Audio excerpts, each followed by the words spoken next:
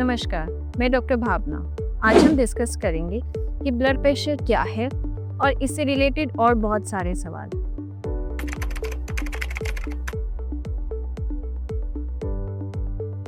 हमारा heart pump करता है ब्लड को पूरे शरीर में, तो वो जिस प्रेशर से पंप करता है वो ब्लड प्रेशर हुआ। मतलब जो ब्लड ने हमारी खून की नलियों पर प्रेशर डाला उसे हम ब्लड प्रेशर कहते हैं। तो जब हार्ट ने पंप किया तो एक ब्लड प्रेशर आता है जो हायर साइड का होता है रिकॉर्डिंग में, और जब वो पंप करना छोड़ता है, रिलैक्स करता है, तो उस वक्त जो ब्लड प्रेशर रहता है नलियों में उसे हम डायस्टोलिक ब्लड प्रेशर कहते हैं। और ये हमारे लिए इम्पॉर्टेंट इसीलिए है क्योंकि हमारे दिन के सारे काम, हमारी कार्य शक्ति इस बात पर डिपेंड करती है कि हमारे शरीर में ब्लड किस प्रेशर से चल रहा है।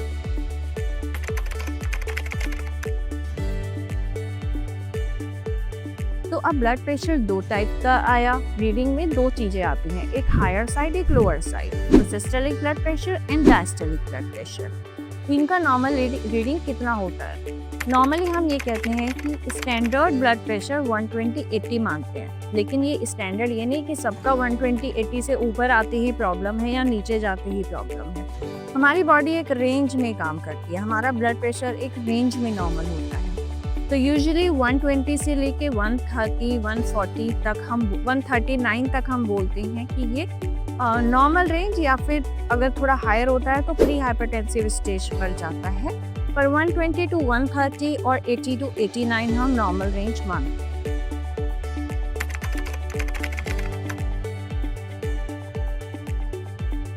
हाई ब्लड प्रेशर के लक्षण क्या है? कैसे पहचाने कि हमारा ब्लड प्रेशर हाई है? ये एक बड़ा सवाल है और बहुत इम्पोर्टेंट सवाल है, क्योंकि मैनी टाइम्स ब्लड प्रेशर के हाई होने के कोई लक्षण भी नहीं आ सकते। आपका ब्लड प्रेशर बहुत हाई होगा और पेशेंट कहते हैं कि हम तो ठीक है, हमें पता ही नहीं चलता, हमारा बीपी हाई हो जाता है।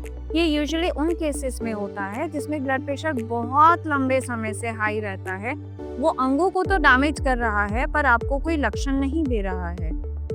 इसीलिए हाई ब्लड प्रेशर बिना किसी लक्षण से स्टार्ट होकर बहुत भयावह लक्षणों तक जा सकता है, जैसे स्ट्रोक, हार्ट का प्रॉब्लम, हार्ट अटैक, जैसे छाती में दर्द होना, सांस की दिक्कत होना, घबराहट होना, या सिर में दर्द होना, या एक साइड कमजोरी आ जाना, तोतलापन होना, या नाक से ब्लीडिंग होना जिसे हम एपिस्टेक्सिस कहते हैं। ये भी हाई ब्लड प्रेशर में हो सकता है। तो ऐसे बहुत सारे लक्षण हैं। आंखों में लालीपन होना, मतलब कहीं की भी नस फट जाना या नस ब्लॉक होना, ये भी हाई ब्लड प्रेशर के साथ दिखाई दे सकता है।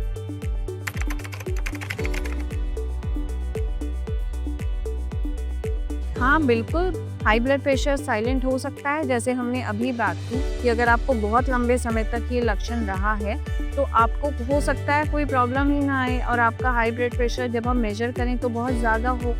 तो इसीलिए हमने पहले भी एक वीडियो में ये बात की थी कि कुछ ऐसे सिचुएशंस होते हैं, कुछ ऐसे सिनेरियो हैं जिसमें आपको अपना ब्लड प्रेशर रिपीटेडली चेक कराते रहना चाहिए। उसके लिए आप वो वीडियो भी देख सकते हैं।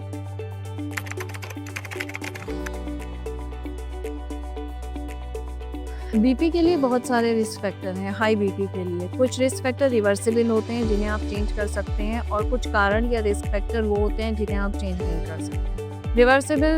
इरिवर्सिबल में जिसे आप चेंज नहीं कर सकते, आपकी एज, आपका बाकी बीमारियां जैसे कि शुगर, बीपी, या किसी को क्रॉनिक किडनी डिसीज़ है, रीनल इम्पेयरमेंट है, या कोआगुलेशन ऑफ एओर्टा। बहुत सारी ऐसी बीमारी है जिनके साथ हाइपरटेंशन या कुछ एंडोक्राइनोलॉजिकल प्रॉब्लम होती है, हार्मोनल इश्यूज होते हैं, उनमें भी हाइपरटेंशन होती है। साथ के साथ फैमिली हिस्ट्री, अगर मम्मी पापा आपके दोनों को हाइपरटेंशन है तो you are at higher risk. कुछ चीज़ें हैं जो आप मॉडिफाई कर सकते हैं अपने हाइपरटेंशन रिस्क को कम करने के लिए। वो मॉडिफाइबल रिस्क फैक्टर क्या है? जैसे कि smoking, excessive salt intake, sedentary lifestyle, आप बैठे हुए हो, वर्कआउट नहीं कर रहे हो, मूव नहीं कर रहे हो, फास्ट फूड ले रहे हैं जिसमें कि बहुत एक्सेसिव अमाउंट ऑफ सॉल्ट होता है। ये वाली चीज़ें भी आपको हाइपरटेंशन का रिस्क में बढ़ोतरी करेंगी।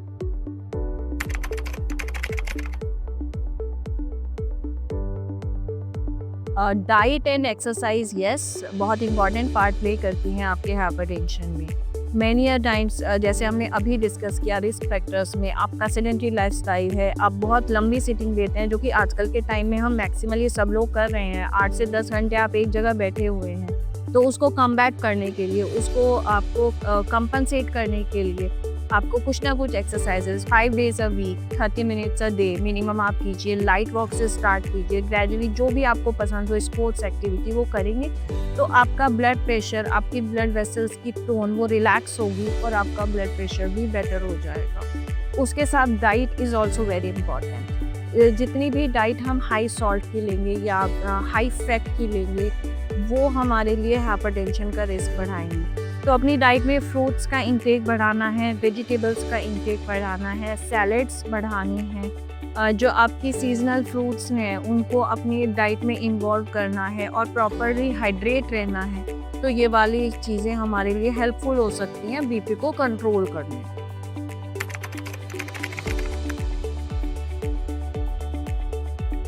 ब्लड प्रेशर हमारे लिए इम्पॉर्टेंट होता है हमारे ज़िंदगी के डेली के काम करने के लिए। अगर हमारा ब्लड हम चल रहे हैं तो हमें ज़्यादा ब्लड सर्कुलेशन की ज़रूरत है और हमारा ब्लड प्रेशर चलते हुए बढ़ भी सकता है।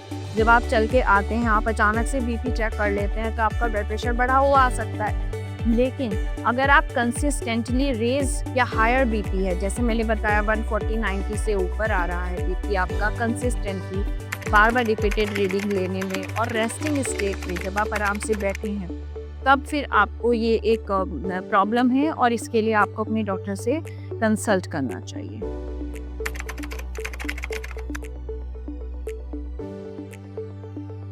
Yes, it can be reversed up to an extent. जैसे कि हमने अभी बात की, कुछ रिवर्सिबल रिस्क फैक्टर्स हैं जैसे sedentary lifestyle, smoking, high salt diet, या आप जो मेडिसिन ले रहे हैं वो आप इम्प्रॉपर ले रहे हैं या कम ले रहे हैं। ये वाले रिस्क फैक्टर अगर आप कंट्रोल करते हैं, अपनी डाइट प्रॉपर करते हैं, अपनी फिजिकल एक्टिविटी बढ़ाते हैं, अपनी जो एसोसिएटेड डिसीजेज हैं जैसे CKD या फिर डायबिटीज़ है उनका प्रॉपर ट्रीटमेंट करते हैं, तो आप अपना स्ट्रेस लेवल कम करते हैं नॉर्मल पेशेंट्स में, नॉर्मल रूटीन एक्टिविटीज़ में, तो हम without medicine up to an extent control कर सकते हैं। पर अगर आपका बीपी कंसिस्टेंटली, जैसे मैंने कहा, रेस्टिंग स्टेट पे बढ़ा हुआ ही है डिस्पाइट आपका लाइफस्टाइल मॉडिफिकेशन, तो आपको ट्रीटमेंट की ज़रूरत है। तब आप ऐसा बिल्कुल कोशिश ना करें कि ये तो बढ़ रहा है 160 190 मेरा बीपी आ रहा है पर मैं विदाउट मेडिसिन ट्राई करूँगा लोअर डाउन करने की। ऐसा नहीं है। स्टेज 1 हाइपरटेंशन जब आपको कम बीपी बढ़ा हुआ है, बहुत ज़्यादा नहीं बढ़ा हुआ, तभी आप ये चीज़ें अपने यूज़ में लाएं। और अगर बहुत ज़्यादा बीपी है और बार बार होता है, लगातार आपकी हिस्ट्री रही है पुराने काफ़ी समय से, तो आपको मेडिसिन ज़रूर लेनी चाहिए।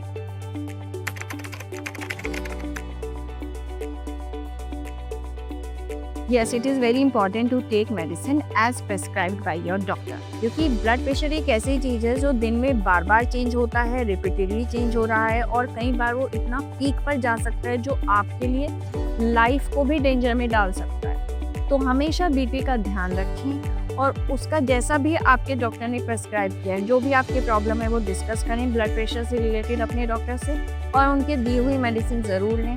जब आपका वेदर चेंज हो रहा है या फिर आप स्ट्रेसफुल सिचुएशन में हैं या आपकी डाइट बहुत हैफेजर्ड हो रही है, तो उस टाइम पर भी स्पेशली आप अपना बीपी का ध्यान रखेंगे और दवाई को नहीं छोड़ेंगे, तभी आपका बीपी कंट्रोल रहेगा। Thank you.